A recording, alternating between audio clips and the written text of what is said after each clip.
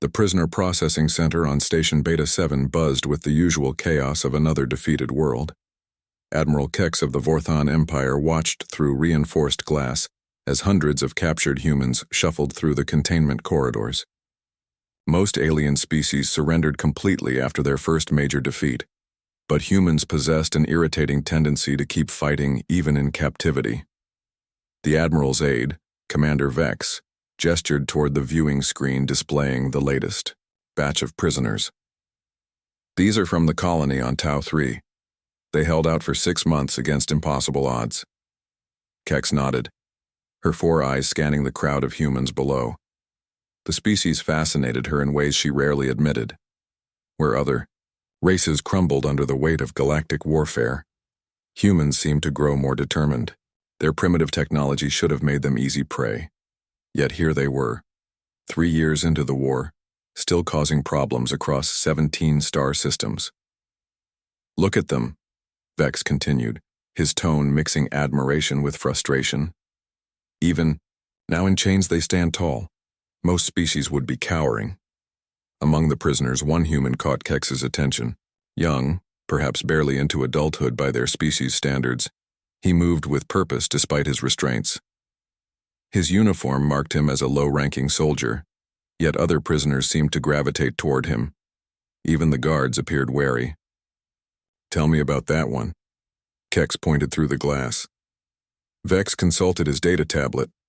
Private First Class Jake Morrison, age 19, enlisted 8 months ago after his homeworld was attacked.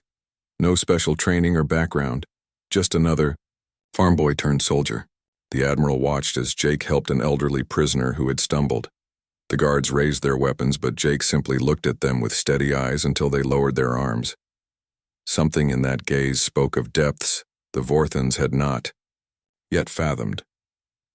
Bring him to Interrogation Room 7, Kex commanded. Admiral, surely there are higher-ranking prisoners who would provide better intelligence. Kex's primary eyes never left the young human. That one belongs to me. An hour later, Jake sat across from Admiral Kex in the sterile interrogation chamber. His hands remained cuffed, but his posture suggested he felt more curious than afraid. The Admiral had interrogated thousands of prisoners from dozens of species. Most begged or threatened or tried to bargain. Jake simply waited. Do you know who I am, human? You're Admiral Kex. You commanded the fleet that took Tau 3. Jake's voice carried no hatred, just statement of fact.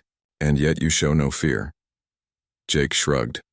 Fear won't change anything. You're going to do what you're going to do regardless of how I feel about it. Kex leaned forward, intrigued by this response. Your colony killed 12,000 of my soldiers before falling. Your people fought with weapons barely advanced enough for interplanetary travel against technology that spans galaxies. Why? Because it was our home. Many species have homes. They surrender when faced with superior force. Jake considered this for a moment. Maybe that's the difference between you and us. You see superior force and think the fight's over. We see superior force and figure we better get creative. The Admiral's aide entered and whispered urgent information. 3 prison transports had been attacked en route to processing centers. The strikes showed tactical sophistication that suggested military planning, but surveillance indicated the attacks came from scattered civilian groups with no formal training. Your people continue to resist even after major defeats, Kex observed. They sacrifice themselves for others they have never met. From our perspective, this behavior seems irrational. From our perspective, rolling over and giving up seems irrational. Kex accessed her personal files and displayed holographic images of battles across human space. Look at these statistics. Humans have the highest casualty rates of any species we have encountered, yet also the highest recruitment rates. Explain this contradiction. Jake studied the images of burning worlds and shattered fleets.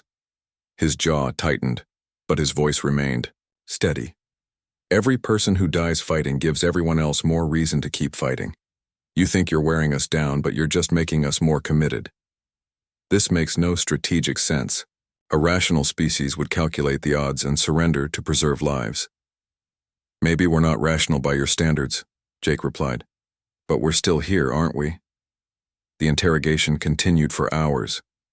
Kex found herself asking questions, not for intelligence purposes, but from genuine curiosity about human psychology. Jake answered most questions freely, seeming to understand that his individual knowledge mattered little in the larger conflict. Your species fascinates me, Kex admitted as the session wound down. You fight wars you cannot win, sacrifice for people you will never meet, and maintain hope in situations where logic dictates despair. Maybe that's what makes us human.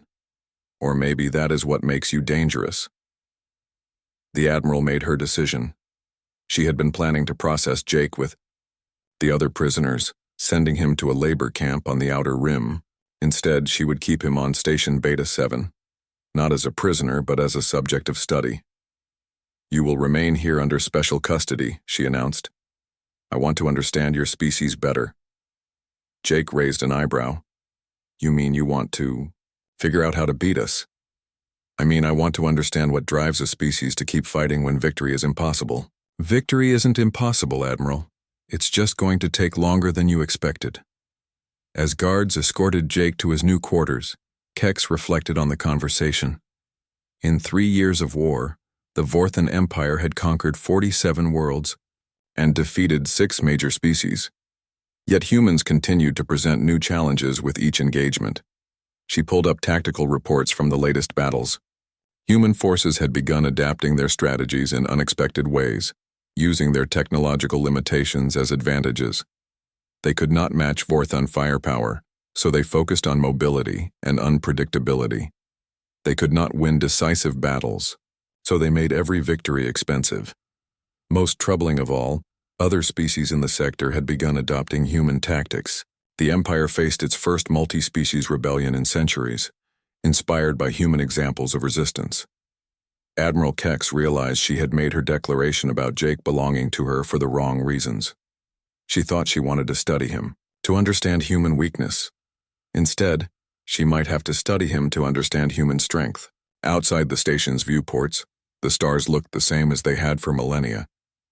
But somewhere among those distant lights, on worlds the Empire thought pacified, humans were planning their next move. They would keep fighting not because they could win, but because surrendering was simply not in their nature. The young soldier in custody represented something the Vorthan Empire had never encountered before. A species that grew stronger under pressure, more united through adversity, and more dangerous when cornered. Jake Morrison belonged to Admiral Kex now, but in studying him she might discover that humans belonged to something far greater than any individual or empire could claim.